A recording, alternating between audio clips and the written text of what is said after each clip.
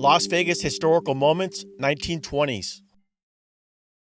In 1920, the U.S. Census counted about 2,300 people in the city, and the census called the area west of the city Old Town. In 1924, a subdivision was being built called the West Side, and residents started calling the area West Side, and it is now known as the historic West Side. National Prohibition went into effect on January 17, 1920, but the state of Nevada banned alcohol 13 months earlier on December 17, 1918. Sheriff Sam Gay didn't really enforce the ban in Las Vegas as long as the bars didn't advertise booze on the front of the building and if they paid a monthly fine to the city. On May 7, 1920, newspaper editor and reserve U.S. Army pilot Lieutenant Randall Henderson, with Jake Beckley, was the first to land a plane on a dirt runway just south of the city limits next to Highway 91. 6 months later, on Thanksgiving Day, November 25th, Anderson Field opened as the first airport, and it was located where Sahara Hotel and Casino is today. In 1921, William Clark sold his half of the San Pedro, Los Angeles, and Salt Lake City Railroad to the Union Pacific Railroad, which owned the other half. 1 year later, the Majestic Theater started showcasing radio shows, which included news. On July 1, 1922, the National Railroad Workers' Strike began, with Las Vegas joining the strike.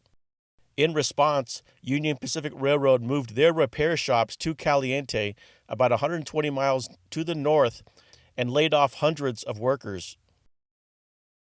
Las Vegas was still a railroad town, and many businesses closed. The strike was over by the end of the year. After World War I ended, Nevada's mining industry struggled because of the lower demand for materials. This is about the time that Nevada started debating whether to repeal the ban on gambling, which was repealed in 1931 after about 10 years of debate. Helen Stewart, along with 3 other women, were the first to serve on a Clark County jury in 1922. Nick Dugan had 17 beers on Block 16 and then shot a man who didn't like his rough language. Helen was described as the most active and alert juror on the panel. The women on the jury wanted second-degree murder, but the men wanted manslaughter. By the third ballot, the men convinced the women to go with manslaughter, and Nick Dugan got a sentence of 8 to 10 years in prison. On November 24, 1922, 7 western states signed the Colorado River Compact, known as the Law of the River, which to this day determines how much Colorado River water each state can use. Before this agreement, all water used by Las Vegas came from groundwater.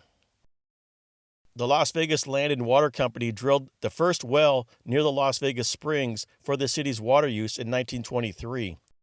Residents had been drilling their own private wells since 1907. 10 years before Prohibition ended at the national level, Nevada repealed the ban on booze in 1923. Jim Ferguson was the king of Las Vegas bootleggers, and on July 16, 1928, federal agents raided his home that was across the street from Block 16 and found more than 200 gallons of whiskey, enough to supply the entire city for a long time. The raid resulted in the largest seizure of illegal liquor in the city's history. Ferguson pled guilty to federal liquor charges and paid a $500 fine. Helen Stewart donated land to build the Las Vegas Grammar School, which opened in 1923 as the first school in the West Side, and it educated all children, including kids from the Paiute tribe. Now known as the historic West Side School, it is the oldest school building still standing in Las Vegas, and it's on the National Register of Historic Places. Located at D and Washington Streets, the city completed a 7-year, $12.5 million renovation in 2016, and it now houses a radio station and community groups. The Rotary Club was established in the spring of 1923 at the Beanery, which was a fine dining room at the Railroad Eating House just north of the Railroad Depot, about where the Garage Mahal is today. In 1924, the Ku Klux Klan members marched on Fremont Street. A lot of the railroad jobs are lost here, and they're taken to Caliente, Nevada. So I think that brings about a lot of tension. Fewer jobs usually brings out the worst in us. And we see that with the Ku Klux Klan marching down Fremont Street in full regalia. Frightening. But the African American community was appalled. And the white community here in Las Vegas promised that the Ku Klux Klan would not become a part of this community. Fremont Street was the first street paved in 1925 from Main to 5th Street. Then the Las Vegas City Commission provided an additional $6,000 to match federal funding to pave 5th Street to the city limits at San Francisco Street, which is now called Sahara Avenue. 5th Street is now called Las Vegas Boulevard. Helen Stewart died on March 6, 1926, just before turning 73. Helen's funeral procession on March 10th was the largest ever before seen in Las Vegas, and probably ever since.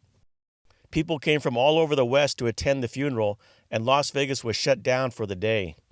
Although she was a successful rancher and businesswoman, her death certificate listed her occupation as historian, and her close friend Delphine Squires would give her the title, the First Lady of Las Vegas.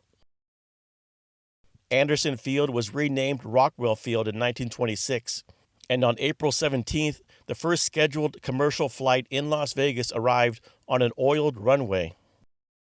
Western Air Express flew its contract airmail route number 4 from Los Angeles to Salt Lake City, with Las Vegas as a stopover. Charles Pop Squires recalled in 1956, the first airmail arrived in Las Vegas at 10:05 that morning and left at 10:30 a.m. for Salt Lake City. Maury Graham was the pilot. Every automobile in and around Las Vegas, about 200, circled the field in greeting.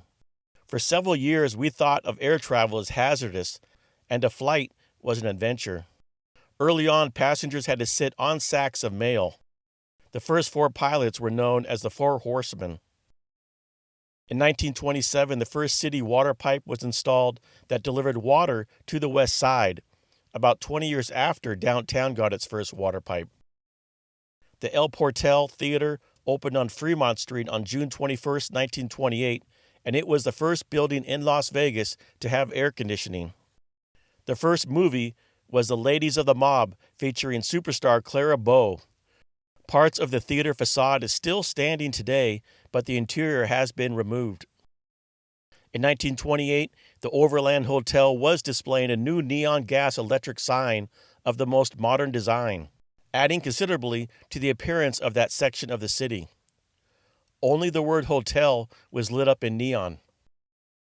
On December 21, 1928, the Boulder Canyon Project Act was signed by President Calvin Coolidge, which authorized construction of a dam in Black Canyon, which had a better location compared to Boulder Canyon. The Boulder Dam would be twice as big as any other dam in the world. After the signing, schools closed, and there was an impromptu parade down Fremont Street because locals knew that the massive construction project would bring prosperity to the city. Charles Pop Squires, like many developments in Las Vegas, was a big promoter for the dam. The Las Vegas Review-Journal first started publishing in 1909, and in 1929 became a daily newspaper as the Las Vegas Evening Review-Journal. And the first long-distance phone call happened between the Chamber of Commerce of Las Vegas and San Francisco. Rockwell Field Airport moved to what is now Nellis Air Force Base in 1929, and then was renamed McCarran Field in 1941. Also in 1929, California approved the spending of $800,000 to pave the Los Angeles Highway, also known as Highway 91, from San Bernardino to the Nevada state line. Casino owners built the Nevada portion of Highway 91 in the 1940s, which would become Interstate 15. On June 22, 1929, Interior Secretary Ray Wilbur, Reclamation Director Elwood Meade, and others planning to build a dam visited Las Vegas. Lake Mead would be named after Elwood Meade. The city installed the first Welcome to Las Vegas sign for the important visitors that was built by Pioneer Painting Company. The sign would be removed 2 years later in 1931. With a surge in workers coming to Las Vegas because of the dam construction, the city in 1929 encouraged African Americans to move to the west side in order to make way for new residents and businesses in downtown Las Vegas. City officials told black business owners that if they wanted to renew their business license, they had to move their business to the west side. Up until the 1920s, the west side was a majority Hispanic community, but in the 1930s, the west side transitioned into a majority black community while white people living in the west side moved across the railroad tracks to the east.